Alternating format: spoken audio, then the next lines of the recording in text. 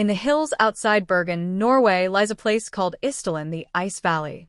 For centuries, locals had another name for it, Dødsdalen, Death Valley. A place whispered about for suicides, accidents, and dark legends. On November 29, 1970, a father and his two daughters were hiking here when they stumbled upon something they would never forget. The body of a woman, burned beyond recognition, lying among the cold rocks. Her arms were frozen in a strange, defensive pose, and every label on her clothes had been carefully cut away. This is the story of the Isdal Woman, Norway's perfect, unsolvable mystery. Police arrived quickly. The scene was eerie. A burned body, surrounded by neatly placed items, jewelry, bottles, an umbrella, even a watch.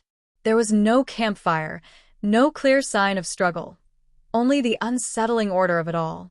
And every clue that could have identified her, every label, tag, or mark, had been deliberately erased. Someone had tried to remove her not just from life, but from memory itself. 3 days later, a discovery at Bergen train station deepened the mystery. 2 unclaimed suitcases. Inside, wigs, elegant clothing, makeup, foreign currency, and a notepad filled with strange codes. A fingerprint on a pair of glasses linked them to the dead woman. But instead of answers, police found more questions. Every label on her clothes was again cut out. Even the doctor's name on her eczema cream had been scraped off. Was she running from someone? Or hiding who she really was? Police tracked her trail across Europe. She checked into hotels under at least 8 fake names, claiming to be from Belgium, France, even Slovenia. But the addresses she wrote down were all fake. Witnesses remembered her as elegant, confident, but always alert. She spoke German, French, and some English. She often changed rooms, sometimes several times during a single stay.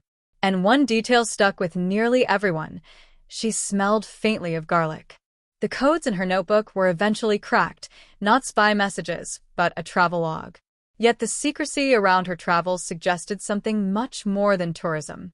The Cold War was at its peak, and Norway was a hotspot for intelligence activity.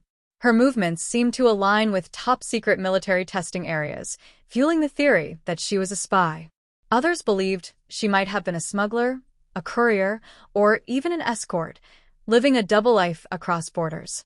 Some suggested mental illness, that her paranoia drove her to destroy every trace of herself before ending her life. But witnesses later claimed they saw her days before she died, followed by 2 men in dark coats. When one man tried to report it, he was told to forget about it. The official cause of death was ruled suicide, an overdose of sleeping pills and carbon monoxide from the fire. But traces of petrol on her hat and bruises on her neck suggested otherwise. Decades later, new forensic science offered fresh clues.